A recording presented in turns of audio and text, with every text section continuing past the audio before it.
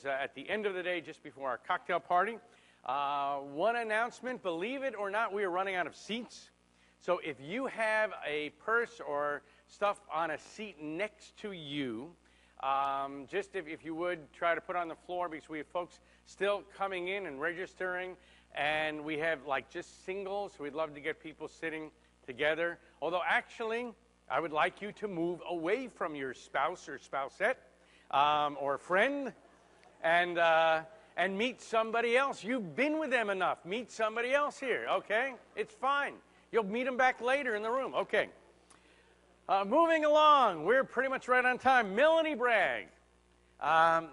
She has been to several Author 101 universities. She was here a couple of years ago. Basically, she's going to share her journey on how she got here, what she's doing, and also how to make the most out of this conference from an attendee point of view. So please give an Author 101 welcome to Melanie Bragg. Hi, everybody. Hi.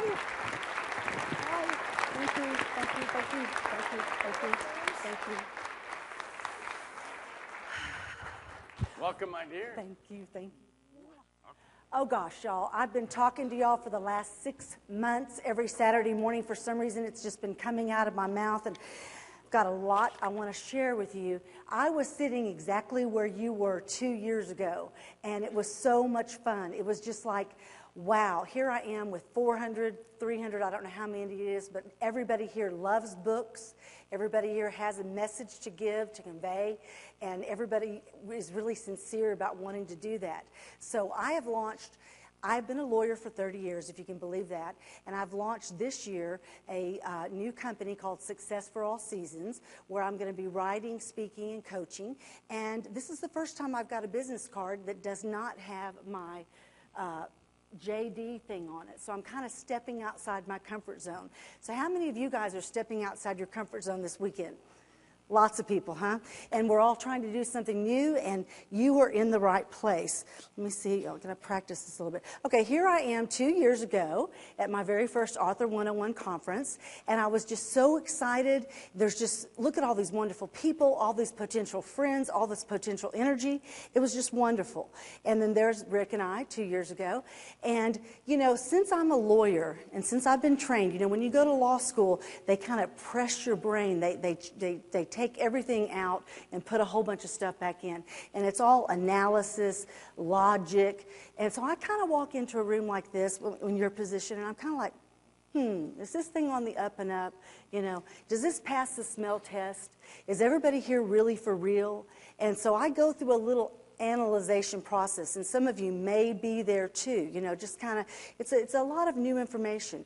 And I can honestly tell you guys, after 2 years, these people are the real deal. Rick Frischman, his goal, everything that he said to you on stage, I'm going to reiterate that because he truly cares about you. He is truly dedicated to your success. And all of you, how many of you have already been here to Author 101 before? There's a bunch of you, yeah. You just come back over and over because it is a family and it is a wonderful place to be. So there's, you know, as far as my lawyer stamp of approval, it definitely meets it. And I want to share with you the 3 things that I just love about this conference. And the first thing is it's just an amazing team. Audrey Hagen. How many of you guys dealt with Audrey? Okay. Audrey, my word for her, when I think of the word Audrey, I say spot on. I mean, I always have a sort of a nickname or a tagline for people.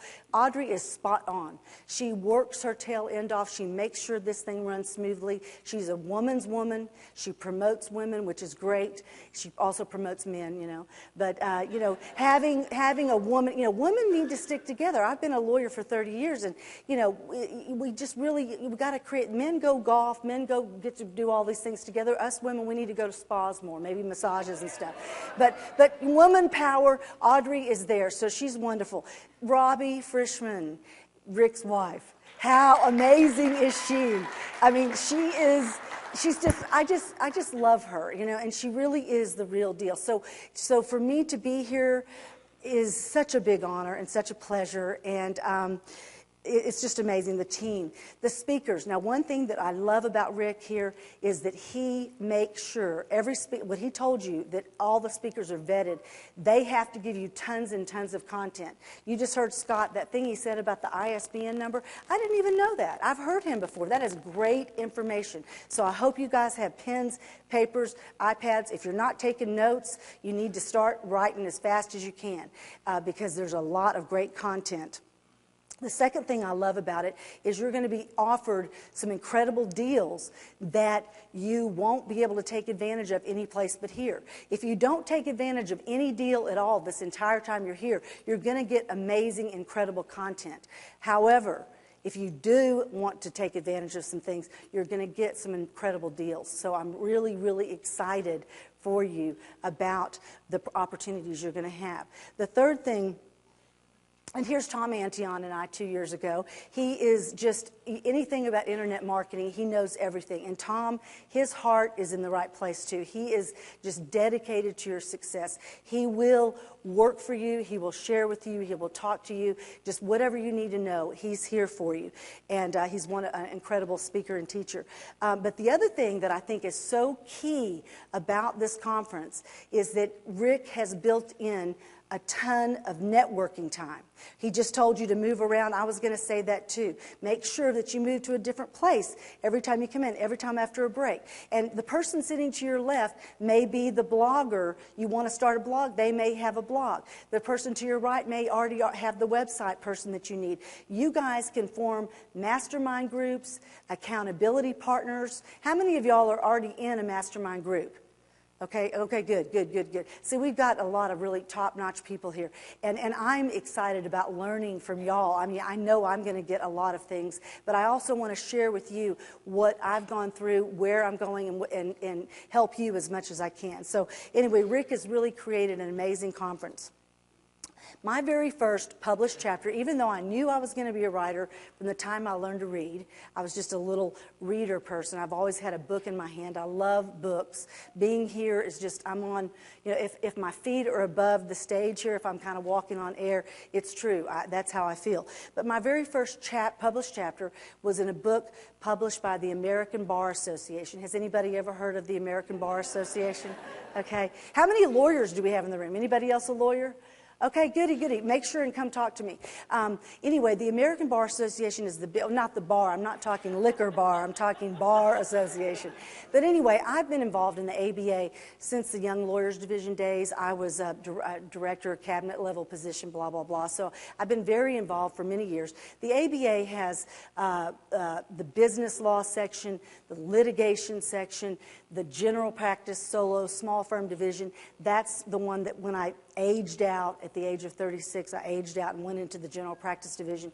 The GP division is the home of the military lawyers, which I love that, and the government lawyers and firms with 50 people or less. Now, I've been a solo practitioner for 30 years. I've always been on my own, and my very first chapter was in a book called How to Capture and Keep Clients. And I created this little chapter called Effortless Marketing, Putting Your Unique Qualities to Work.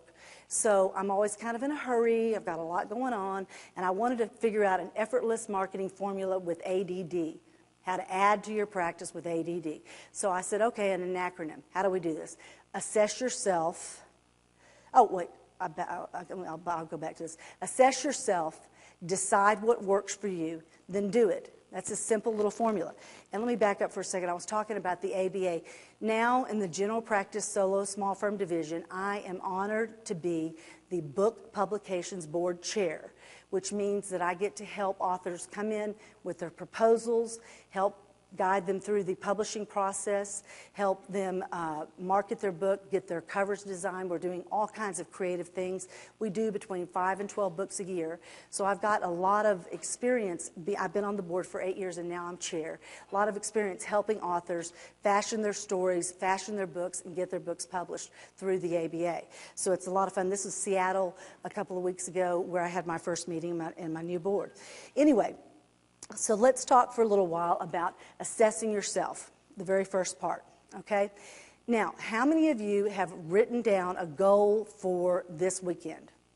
Targeted goal. You've written down your goal. Okay, let's take a second, just take out a piece of paper and a pen real quick and write an affirmation or a goal, just something, even if it's a big, awesome, hairy goal that you never know. Just write something down, and then maybe you can work on it tonight. Tonight's a good night. A lot of you spend a lot of time getting away from, your work, your families, your all the obligations you have. You're in a place that's safe. You can really think about this. Because, in the assessing yourself process, you really can't sell something you don't believe in. So unless your belief in yourself is really, really deep down, it's going to be hard for you to get your pitches together. So write down a goal. Write down something that you really want to accomplish this weekend. And if you don't do it now, make sure you've got some written goals down for this weekend, and you'd be surprised how they turn out. I thought Las Vegas would be a good place to share the poker chip theory of self-esteem and success. If you have high levels of self-confidence, you're going to be able to take bigger risks. Okay, the more poker chips you have, the more you're going to be willing to bet. Somebody that just has a couple of chips may not take the same kind of risks as someone who has a lot of chips. So really, y'all, just generate that self-confidence, generate that belief in yourself this weekend, and you will be able to achieve your goals. I'm confident of that. Anyway, so written goals, the power of writing your goals down, it trains your subconscious mind to believe in yourself, okay? And I'm going to share with you a little diary entry. This is going to kind of illustrate a couple of points for you. Number one, only a writer would put type their diaries up in cursive font. This was September 4th, 1976. I've kind of been a dork from day one, and I still am, but that's okay. All right, so Saturday, September 4th, 1976. I'm just turned 19 years old. I've had a year and a half of college. I've taken off a semester to go to Europe, find myself, and I'm writing about my future. And I said, I'm going to really crack down in school. All the things my father has pounded into my head for years are finally beginning to make sense to me. Melanie, you can't even say my name. Okay, he always said if I was a lawyer, I could probably do anything I wanted to do after that. I believe he is right. I still want to become an authority on art history, but I think if I can hack it through law school, that would be the best thing for me. I could be independent and have my own career. I might also be interested in rape cases and woman abuse cases. I would like to see all rapists hanged and all weirdos caged. I mean, where did I get that? I have there's no lawyers in my family. I don't even know anything. All I knew about law was Perry Mason. Okay, I think the law profession needs some compassion and more women. I think I can do it. Okay? Now, I wrote this one time. I never looked at it again until I was 45 years old. Never saw it again, never thought about it again. And I just so happened, I was moving, cleaning things out. I just so happened to open the book up to that page. And why that page? Because it just astounded me how I had actually become a woman and how I had done these abuse cases. I have represented I've been so honored in 30 years, I've gotten to represent children in abuse cases, Children's Protective Services. I do represent elderly. The judges appoint me to make sure that someone needs a guardian, to make sure no one's taken advantage of. Thank you, thank you, thank you. Children, I make sure that children are in the right home, make sure that if they need to be with their natural parents, what I usually tell the moms is I say, look, if you're going to you got to make a straight A. You got to make a 98 or above. And if you are doing everything you can to keep your child, I will move heaven and earth for you to keep them. But unless you make a straight, practically a 100, you're not going to get to. I mean, I'm not going to let something bad happen to a child. And I also have done the mental health docket for 25 years. So I represent the people in our culture that don't have a voice is who I've been honored to represent all these years. So I got to do that, and of course I'm going to show off a little bit here. I got to be the first woman president of the Houston Young Lawyers Association, and thank you. And they did a little thing that honored us. But anyway, the things that I wrote about came true. So the same thing for you guys. Whatever you write here today, as audacious and crazy and out of this world, and as many of you, sometimes like they say in Weight Watchers, the people, you're on a diet and your family comes in with pecan pie and, the sabotagers. Sometimes our closest friends and family members are not the ones that really, they don't want us to, it's because they love us. There's a level of fear below it because they don't want us to give up our day job. My dad always says that, don't give up your day job, don't give up your day job. And I'm like, but Dad, this is what I want to do. This is where my heart is. This is where I want to be. So this is where I'm going to go. You're not going to stop me. It's crazy. So anyway, so I got the goal there. Okay, here's my goal for this weekend, all right? And it's to help Robbie and Rick and Audrey and this amazing team with Felix and all these guys. They're just such professionals, to help them have the best Author 101 University ever. Do we want that, everybody? The best one? Yeah. By helping you guys and encouraging you guys and inspiring you all to achieve your dreams and to believe that you can do anything you set your mind to. And I'm going to have a booth over there. I'm going to have some consultations, and I will work with you in a variety of ways, whatever you need, to help you. And that will, if I do those two things, that will help me further my goal of changing my career. So that's my goal for this weekend. And basically, I've been a mediator for 20 years, so it's a win-win-win. That's how we like it. We like a win-win-win. Okay, so the second part of this is decide what works for you. After you've assessed yourself, you're going to be deciding what works for you. And that's where listening to these speakers and deciding about the programs, the opportunities you're going to have to decide what works for you. And that's where you have to have the vision for your life. I was blessed. They say whenever the student is ready, the teacher appears. I was blessed when I began to learn the craft of writing, to meet the late, great Rita Gallagher. She was the grand dame of novel structure, and she and her daughter co-founded Romance Writers of America, and the Rita Award is named after her and stuff. So she was my writing teacher, and I used to sort of be impatient. I didn't really want to learn the craft. And she says, Melanie, how long did it take you to get through law school? And I'm like, 4 years of college and 3 years of law school. And she says, well, did you really think that you were going to be a writer without learning the craft? And I'm like, yeah, of course. Why not? Really? God, And she says, wait a minute. I said, well, wait a minute. I have a good idea, and I'm talented. I've written my journals I've typed my journals for years. I'm a good writer.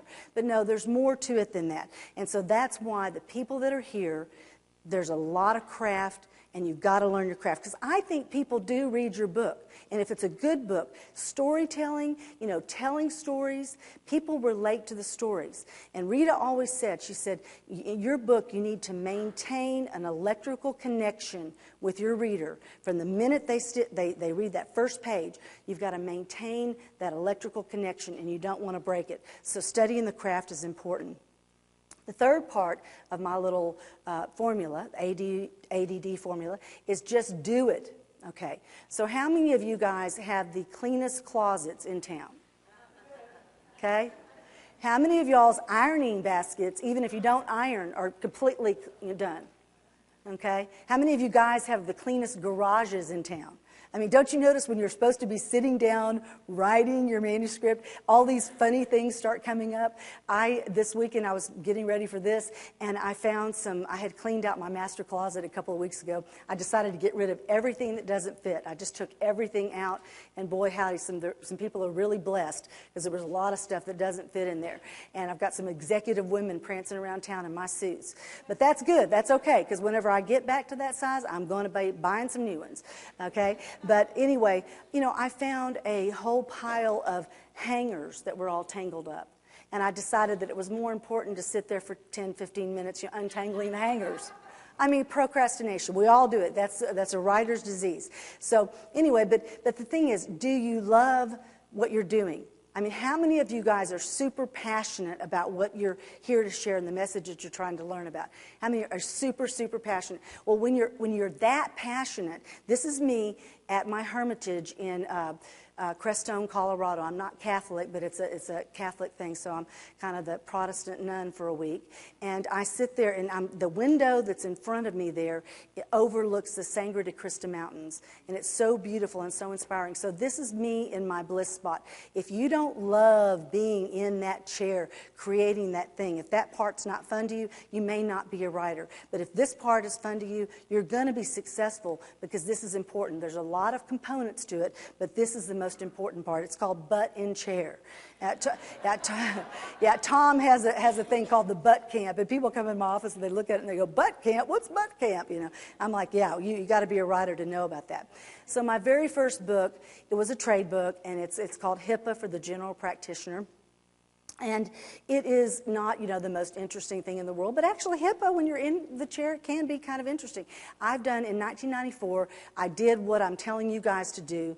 I really realized that I wanted to speak and teach and sort of help people more. So I have a company called Legal Insight, and my Legal Insight, I've written, produced, and performed on camera these programs that have been distributed nationwide to healthcare, hospitals, universities, medical schools, nursing schools, and stuff like that. So HIPAA was an outpouring of my charting medical record series. So this book is in its third printing. It's been very successful for the general practice division.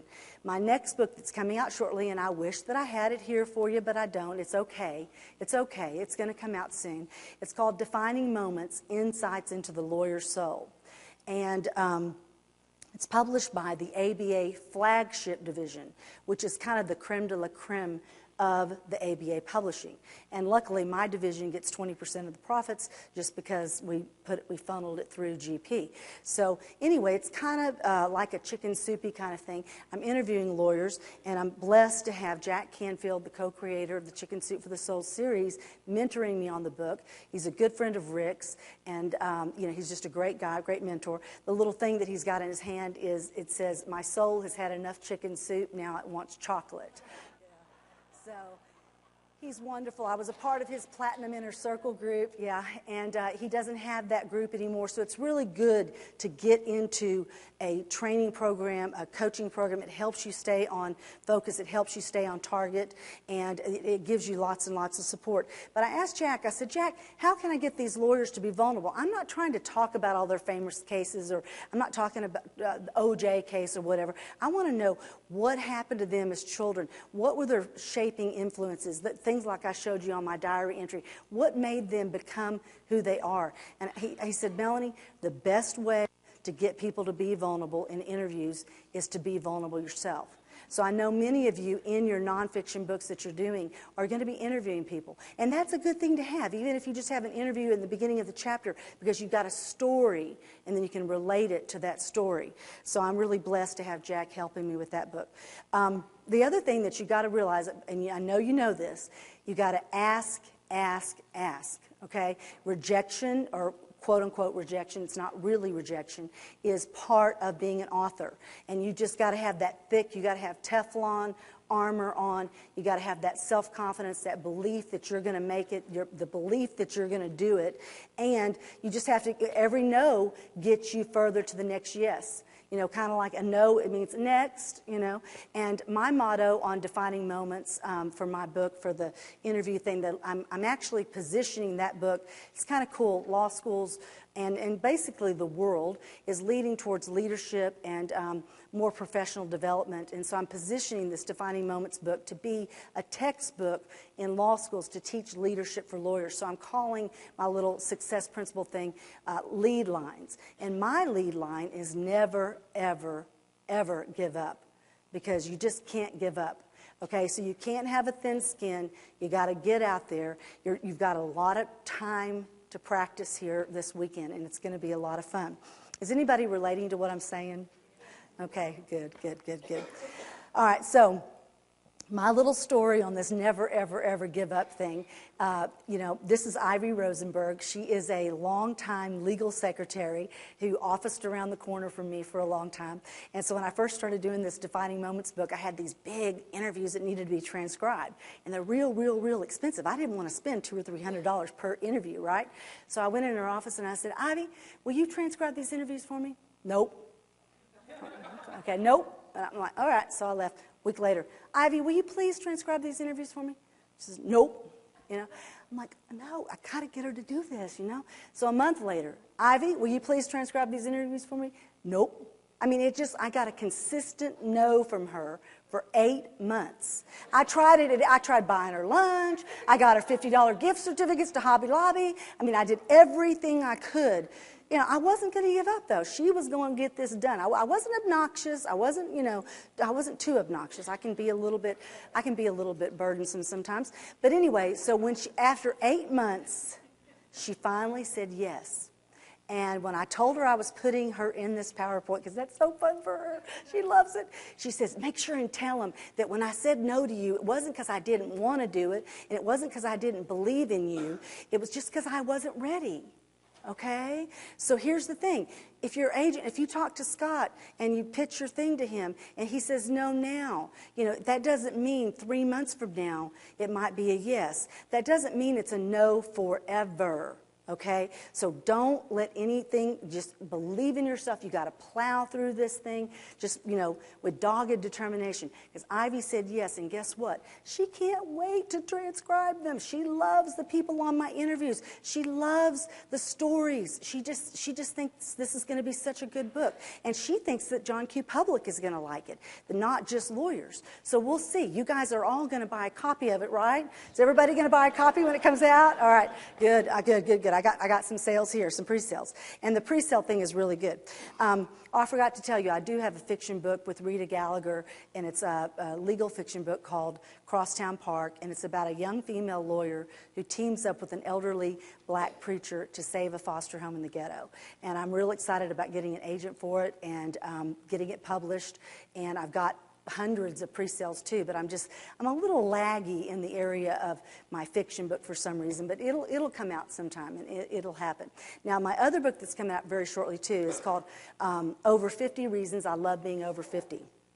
And really and truly, I do. I mean, there's some things not great about it, but as I turned 50 5 years ago, and I began to see that I looked at things from a different viewpoint. Some things that used to worry me, some things that used to bother me, it's just different. So I came up with all these little things, and I have an illustrator who did a bunch of the Chicken Soup books illustrating this. He created my logo. This is actually my 50th birthday party picture, and that's kind of where the whole purple logo thing comes from. It wasn't really intentional, but it actually comes from a 30-year-old birthday party picture that I emulated at 50 to sort of do a comparison.